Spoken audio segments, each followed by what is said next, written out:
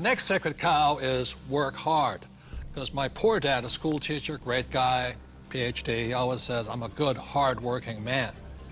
And my rich dad had a different point of view, and he had me read this book by Mark Twain. It was a story of how, I think it was Huckleberry Finn or somebody, got the other kids to paint the fence for him.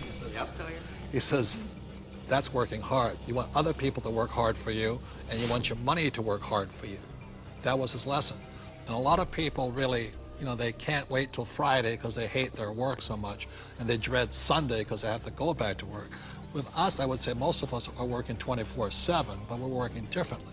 And I love our work. And it's challenging, there's problems and all that stuff, but I love it. So we work hard, but we don't work hard in the normal sense of working hard.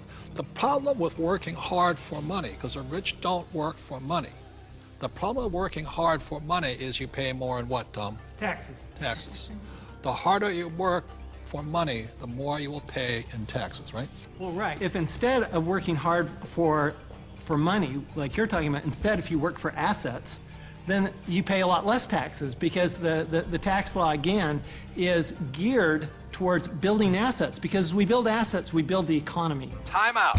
The big difference between E's and S's and B's and I's, E's and S's focus on the income statement, and B's and I's focus on the asset column. My rich dad simply said to me, he says, assets put money in your pocket whether you work or not, and liabilities take money from your pocket. For example, my house is a liability because it takes money from my pocket every single month. Yet my rental properties are assets because they put money in your pocket whether you work or not. One of the reasons so many people are struggling financially today is they're buying liabilities they think are assets. As we build assets, the economy grows, and the employees get benefits also, because now we have more jobs for more employees. But on Michael's side, why are people working so hard is because the Fed's also working hard printing money, right? Yeah, people. I've got friends that just say, I need to get more hours, or I need to get a second job or something like that.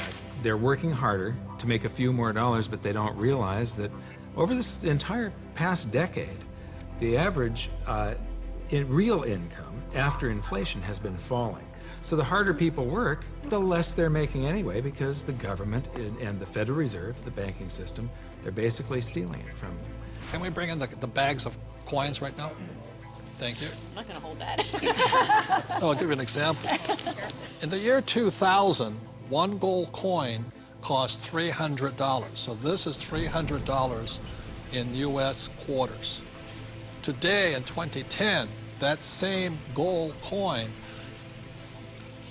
it takes $1,100 to buy the same coin. So the reason people have to work so hard to keep up, to keep paying money, is because the value of your dollars are going down. So the insanity of going to get another job, pay more taxes, and work harder, when how many dollars did the Fed print in 2009? From August of 2008 through 2009, they created about 1.5 times more paper dollars than it took 200 previous years to print. So that's why people are working harder, because your money is worth less. And it isn't the coin that changed. People don't understand that it isn't this price going up, it's the value of the dollar falling. It's the currency that's changing. The can of soup in the grocery store, that can of Campbell's soup, it's the same can with the same contents from back in 1950 when it was 15 cents to today where it's $1.95 or whatever it is. So that's why the rules have changed. In 1971, the U.S. dollar stopped being money and it became a currency, it became debt. It became an IOU from the federal government, and the thing is, they can print as much as they like of it, and the more they print, the harder you have to work. It all takes place in your head. Take this glass here. In this case, the glass here is context. It holds the content, in this case, the water. E's and S's have a different context than B's and I's. Having a different context, E's and S's attract the sacred cows like go to school, work hard, live below your means.